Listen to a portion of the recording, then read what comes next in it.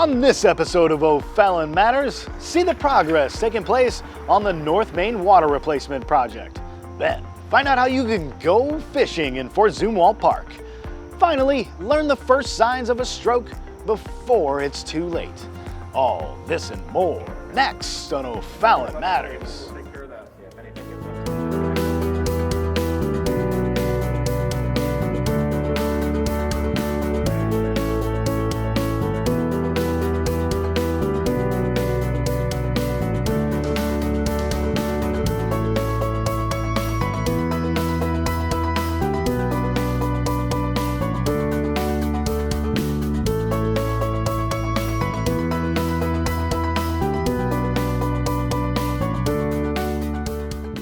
It's the mission of the O'Fallon Police Department to enhance the quality of life in the city of O'Fallon by protecting life, property, and reducing crime. Next on O'Fallon Matters, we'll spotlight the Operations Division and learn how their dedicated service to our community makes O'Fallon one of the safest places to live in the country. The Operations Division is the largest division in the police department. Officers patrol the city of O'Fallon 24 hours a day, 7 days a week, responding to calls for service. In fact, last year, they responded to over 60,000 calls for service. O'Fallon Police Department. The Operations Division is the first line of policing. So if a citizen or business owner calls the police department and requests service, the Operations Division is the one that responds to that request for service. So these are the officers you see out along the road having cars stopped, responding to traffic accidents. If you are reporting a criminal incident, they respond and initiate a criminal investigation. They handle all manners of complaints, escorts, services, traffic calls. Christine, right? Okay, give me a second, okay? Officers are divided into 4 12-hour shifts. They risk their lives each shift to ensure that O'Fallon continues to be a safe community to live, work, and play. Shifts are managed by watch commanders, a lieutenant, and 3 sergeants. This is the heart of the police department. Working in operations is a challenging role. They must be versed in mental health, tactics, criminal law, and many other disciplines. 443, we've located the juvenile. We'll be taking him back to his residence. Operations Division is a fantastic group of people. We have a very wide breadth of talent and experience. We have officers who are specialized in handling canines. We have officers who are specialized in training canines.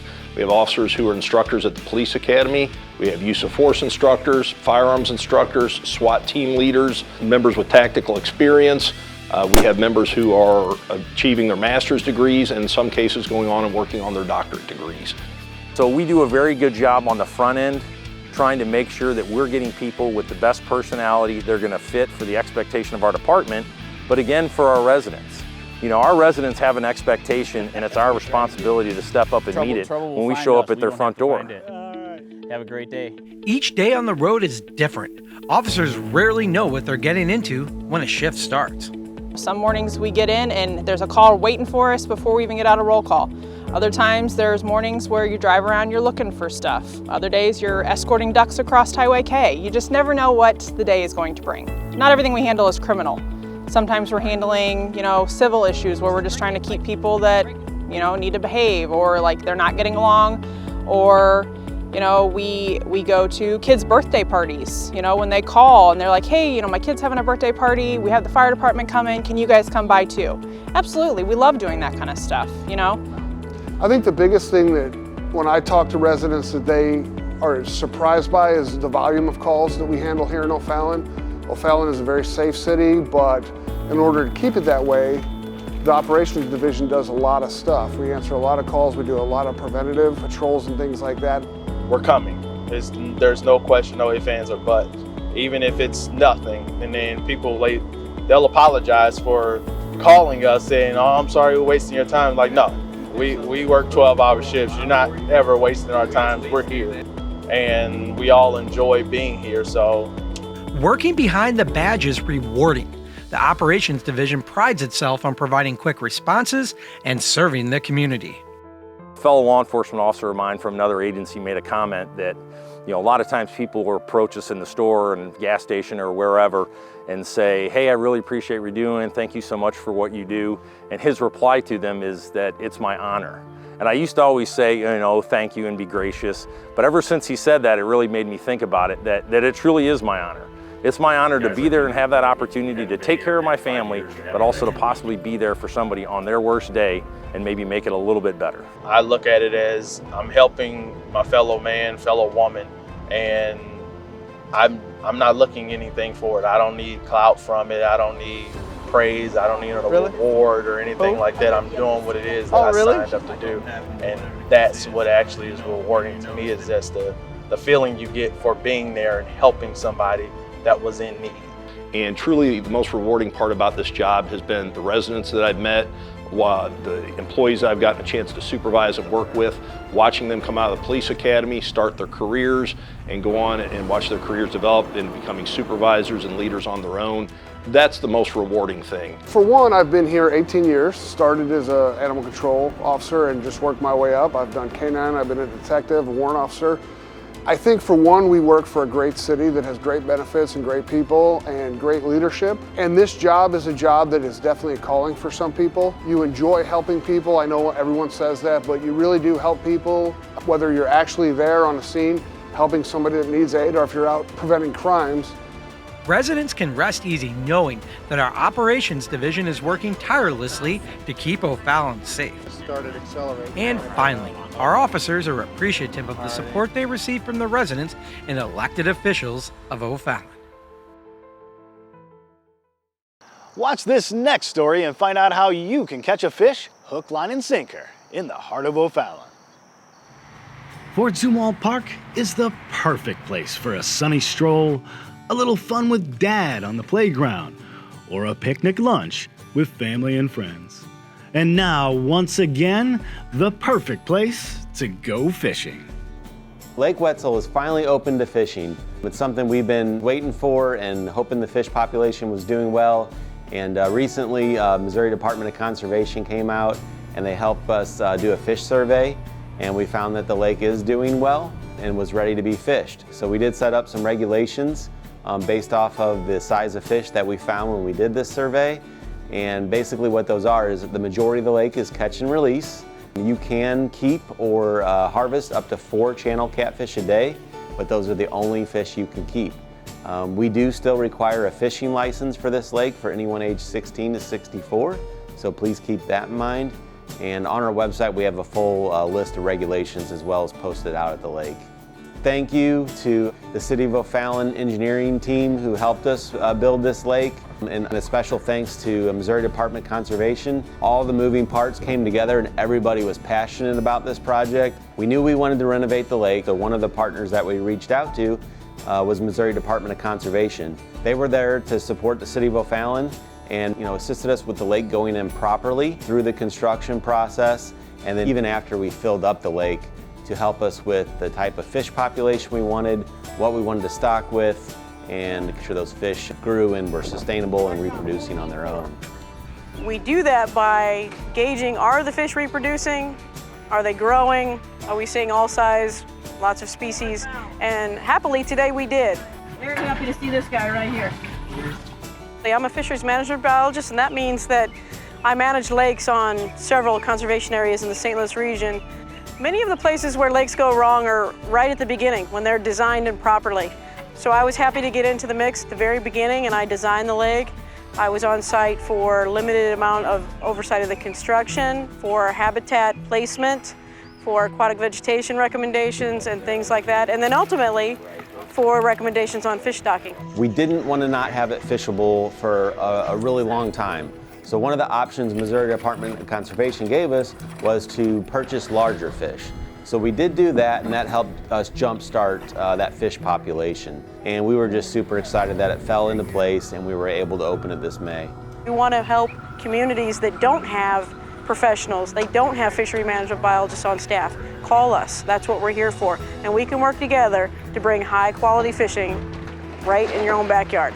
What's really unique about this lake is it's in an urban area, but it's also nestled in a subdivision.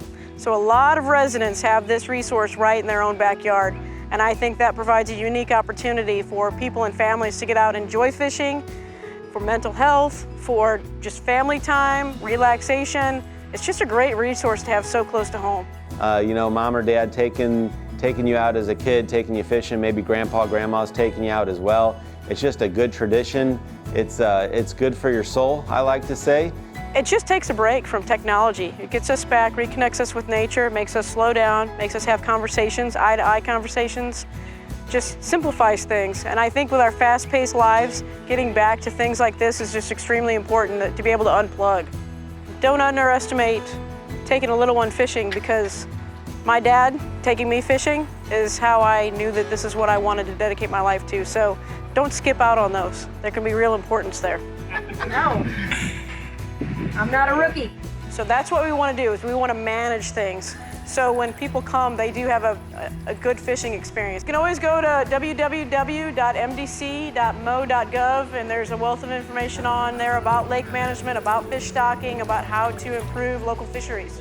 That environment out there in that whole park is just a beautiful setting with the way the lake turned out. It's just a great place where you can feel at ease and enjoy what you like doing best. The City of O'Fallon continues work on the North O'Fallon Water Main project. Kim Doan has more. The City of O'Fallon Water Department has an existing water main that runs under Main Street, and over the years there have been multiple water main breaks in this area. In 2016, the city's Water and Sewer Division contracted with an engineering firm to evaluate the water distribution system and create a citywide plan for improvements. In 2017, construction began in replacing the water main on the south end of Main Street. The next phase of the project is currently under construction. Right now we have a crew that's working on North Main Street from Ashford Place down to Tom Ginevra, replacing the old water main that's out there. They're installing a 12-inch water main for about a half a mile on Main Street there. This is an ongoing program that we started several years ago. Several years ago, we identified the need to start replacing some of our older water mains in the city.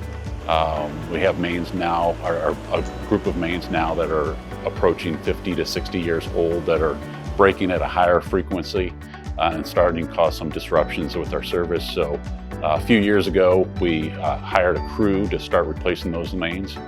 We started in the Forest Park neighborhood and spent a couple years replacing water mains in the Forest Park neighborhood.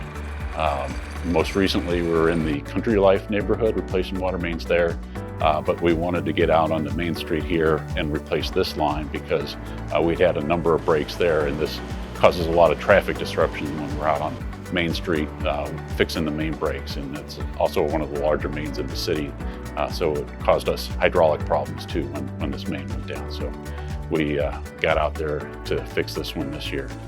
And we will continue this program for the foreseeable future, because as the city's system ages, it only gets worse. So we're gonna slowly, incrementally just replace one pipe at a time. We'll look at the neighborhoods that are having the most main breaks and then have the crews go into those areas and replace those areas first.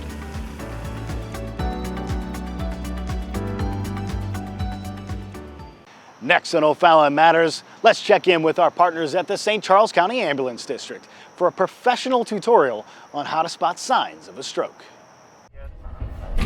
Did you know that strokes are the 5th leading cause of death in the United States and a major cause of severe, lifelong disability? Learning the warning signs of a stroke is essential to minimizing the consequences of this potentially life-threatening event. Stroke is basically a brain attack. It's when there's an interruption of blood flow to the brain, which can lead to severe disability or even death. Most of the time, those strokes are caused by blood clots, maybe 85% of the time. 15% of the time, it's caused by bleeding. Following this simple phrase can help save a loved one from the sudden onset of a stroke. We started with FAST for the public, which is face, arm, speech, and time to call 911. But we've gone to Be Fast to throw in a couple of more items to use. The B stands for balance, so if there's a sudden loss of balance. Eyes is if you've got vision loss. Face is if you have facial droop. Speech is slurred speech or difficulty speaking. Any signs like that, especially that come out of nowhere, are a reason to call 911, which is the T. St. Charles County Ambulance District paramedics earned a Gold Plus status in the American Heart Association's annual Mission Lifeline program. This program recognizes EMS agencies for their implementation of quality improvement measures for the treatment of patients who suffer severe heart attacks and strokes. We keep track of all the calls we run and how we do, and it means that we're meeting measures at the highest standards that the American Heart Association sets for stroke care and for heart attack care. So we're getting the information that is needed, we're meeting all those benchmarks as far as treatment and so forth at the highest level for care for our patients. Please remember to follow the Be Fast method when detecting a stroke. And remember, time is of the essence. So the reason we say that that stroke is a medical emergency is because time is brain. And the longer you wait to get treatment, the more brain cells can die. The longer the brain or a part of the brain goes without blood, the worse the damage can be. So we really strongly encourage that folks call 911 and get seen at the hospital as soon as possible. Calling us gets you right in the door, right into the CT scanner and the doctors, the system set up to treat you quickly and get you medicine or whatever procedure is necessary to minimize the damage and improve outcomes for patients.